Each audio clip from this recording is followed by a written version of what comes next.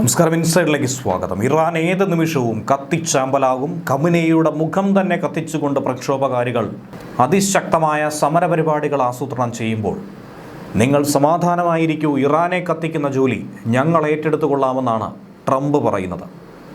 ട്രംപിന് വേണ്ടി ഇസ്രയേലും ഏതറ്റം വരെയും ഈ പണി ഏറ്റെടുത്ത് മുന്നോട്ട് പോകുമെന്ന കാര്യത്തിൽ സംശയമില്ല. കാരണം ഏറെക്കാലമായി ഇസ്രയേലും കാത്തിരിക്കുന്ന ആ ദിനം തന്നെയാണ് എത്തിയിരിക്കുന്നത്.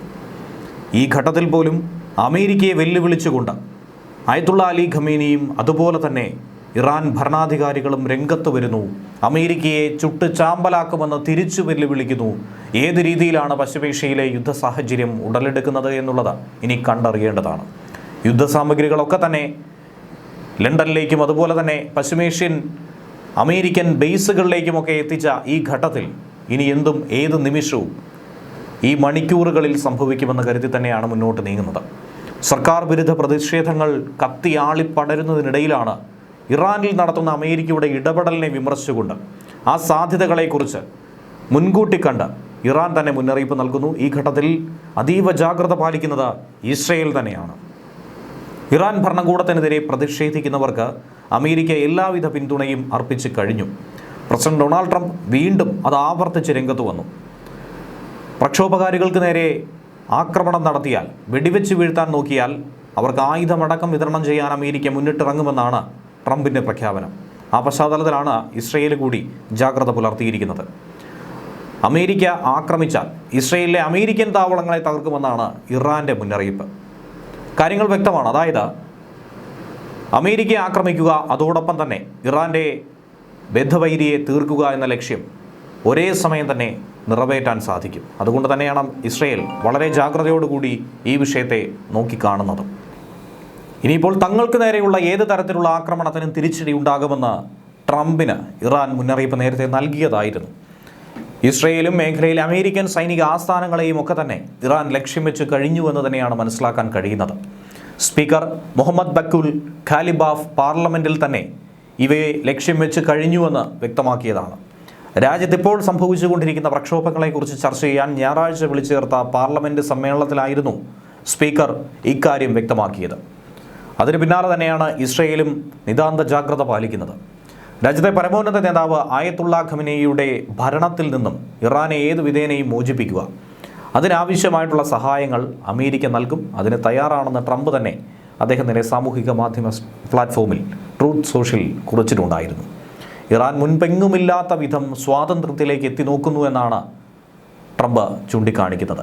അതിനെ സഹായിക്കാൻ താൻ ഏതറ്റം വരെയും പ്രവർത്തിക്കുമെന്നും പറയുന്നു. ട്രംപിൻ്റെ പ്രസ്താവനയ്ക്ക് പിറകെയാണ് ഇസ്രയേലുമായി ബന്ധപ്പെട്ട റിപ്പോർട്ടുകൾ പുറത്തു വന്നത്. ശനിയാഴ്ച അമേരിക്കൻ സ്റ്റേറ്റ് സെക്രട്ടറി മാർക്കോ റൂബിയോയുമായിട്ടുള്ള ടെലഫോൺ സംഭാഷണത്തിൽ ഇറാനിൽ അമേരിക്ക ഇടപെടാനുള്ള സാധ്യത പ്രധാനമന്ത്രി തന്നെ ബെഞ്ചമിൻ നെതന്യാഹു തന്നെ എടുത്തു പറഞ്ഞിട്ടുണ്ട്.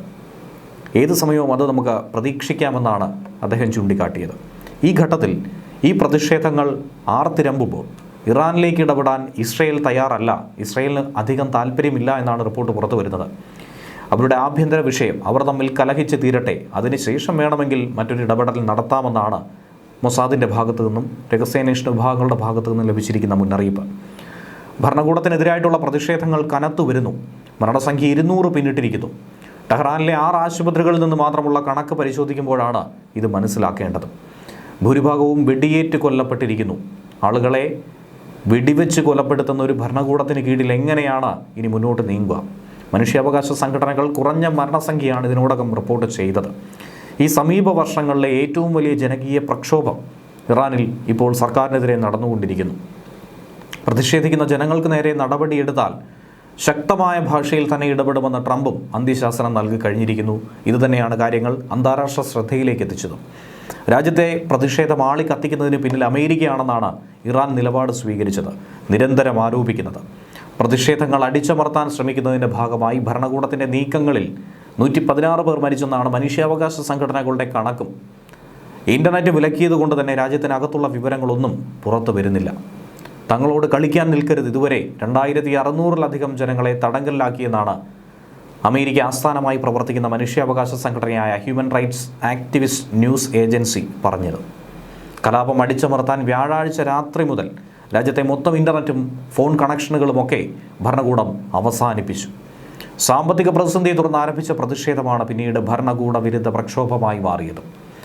1979 മുതൽ ഇറാന്റെ നിയന്ത്രണം ഏറ്റെടുത്ത ഭരണകൂടത്തെ ഏത് വിധേനയും താഴെയിറക്കുക എന്ന ആവശ്യം ഇതോടുകൂടി വലിയ തോതിൽ അലയടിക്കുന്നു. സ്വാതന്ത്ര്യം നമുക്ക് വേണം, ഏകാധിപതിക്ക് മരണം, ഇങ്ങനെയുള്ള മുദ്രാവാക്യങ്ങളാണ് ജനം തെരുവിൽ ഉരുവിടുന്നത്. വെള്ളിയാഴ്ച അധികാരികൾ ആശുപത്രിയിൽ നിന്നും മൃതദേഹങ്ങൾ നീക്കം ചെയ്തുവെന്നാണ് ചില മാധ്യമങ്ങൾ റിപ്പോർട്ട് ചെയ്യുന്നത്. മരിച്ചതിൽ ഭൂരിഭാഗവും യുവജനതയാണ്, കുട്ടികളടക്കം ഉൾപ്പെടുന്നുവെന്നാണ് ആരോപിക്കുന്നത്. വടക്കൻ ടെഹ്റാനിലെ ഒരു പോലീസ് സ്റ്റേഷന് പുറത്ത് സുരക്ഷാ ഉദ്യോഗസ്ഥർ പ്രതിഷേധക്കാർക്ക് നേരെ ഒരു ദയാദാക്ഷിണ്യവുമില്ലാതെ മെഷീൻ ഗൺ ഉപയോഗിച്ചുകൊണ്ട് ആക്രമണം നടത്തി നിരവധി ആളുകളെ കശാപ്പ് ചെയ്തുവെന്നാണ് റിപ്പോർട്ട് പുറത്തു വരുന്നത്.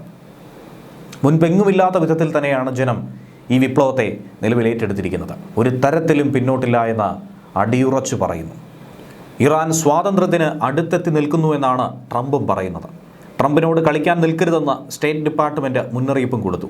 ട്രംപ് എന്തെങ്കിലും ചെയ്യുമെന്ന് പറഞ്ഞാൽ അതിനർത്ഥം അദ്ദേഹം അത് ഉദ്ദേശിക്കുന്നുണ്ടെന്നാണെന്നുള്ള മുന്നറിയിപ്പാണ് സ്റ്റേറ്റ് ഡിപ്പാർട്ട്മെൻറ്റ് പറഞ്ഞിരിക്കുന്നത്.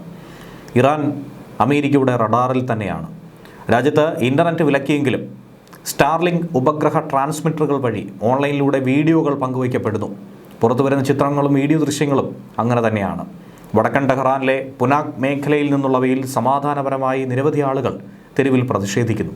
അവരെ അടിച്ചമർത്താൻ പലരും ശ്രമം നടത്തുന്നു. കാറുകളുടെ ഹോൺ മുഴക്കി പ്രതിഷേധിക്കുന്നവരുടെ വീഡിയോ അടക്കമാണ് പ്രചരിക്കുന്നത്. ഇറാന്റെ രണ്ടാമത്തെ വലിയ നഗരമായ മഷാദിൽ നിന്നും പുറത്തു വന്ന വീഡിയോയിൽ സുരക്ഷാ സേനയെ എതിർക്കുന്ന പ്രതിഷേധക്കാരെ കാണാം. തെരുവുകൾ അടച്ചിട്ടിരിക്കുന്ന അധികൃതരെയും മൊബൈൽ ഫോണിലെ വെളിച്ചത്തിൽ പ്രതിഷേധിക്കുന്നവരെയും ഒക്കെ തന്നെ ഈ കൂട്ടത്തിൽ തിരഞ്ഞെടുക്കാവുന്നതാണ്. അവശിഷ്ടങ്ങൾക്ക് തീയിടുന്നവരെയും അധികാരികളുടെ ചിത്രങ്ങൾ തെരുവിൽ വെച്ച് കത്തിക്കുന്നവരെയും ഒക്കെ തന്നെ കാണാം. ടെഹ്റാന്റെ തെക്ക് കിഴക്ക് 800 മീറ്റർ മാറിയുള്ള കിർമാനിലെ പ്രതിഷേധ വീഡിയോകളാണ് മറ്റൊന്ന്. ഇൻ്റർനെറ്റും രാജ്യാന്തര ഫോൺ കോളുകളും ഇറാൻ ഭരണകൂടം വിലക്കിയാലും അമേരിക്ക അതിനുവേണ്ട മറ്റ് സഹായ സഹകരണങ്ങൾ നൽകി പോരുന്നു. സർക്കാർ മാധ്യമങ്ങൾക്കും സർക്കാരിനെ പിന്തുണയ്ക്കുന്ന മാധ്യമങ്ങൾക്കുമൊക്കെ വിലക്കിൽ ഇളവ് നൽകിയിട്ടുണ്ട്. എന്നാൽ സർക്കാരിനെതിരെ സംസാരിക്കുന്ന ഒരു മാധ്യമവും അവിടെ പ്രവർത്തിക്കില്ല.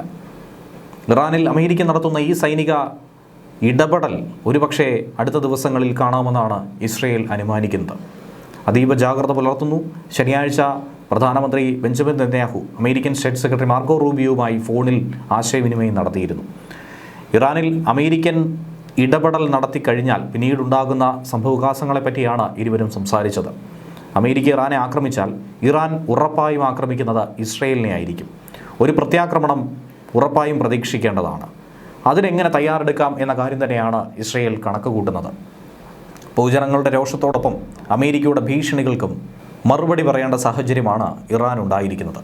ജനങ്ങൾ എന്തായിരുന്നാലും ഈ പ്രതിഷേധവുമായി മുന്നോട്ട് പോകും. അതിശക്തമായി തന്നെ നീക്കം നടത്തുമെന്ന് വേണം മനസ്സിലാക്കേണ്ടത്. 2022 ഇതിനു മുൻപ് പൊതുജനം തെരുവിലിറങ്ങി ഭരണകൂടത്തെ വിറപ്പിച്ച സംഭവം അന്നായിരുന്നു.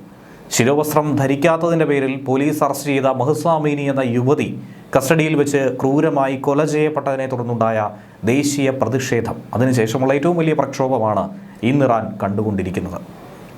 ഇറാനിൽ സാമ്പത്തിക പ്രതിസന്ധി രൂക്ഷമാകുന്നതിനിടയിൽ കഴിഞ്ഞ വർഷം ഡിസംബർ 28 ഇത് പൊട്ടിപ്പുറപ്പെട്ടത്.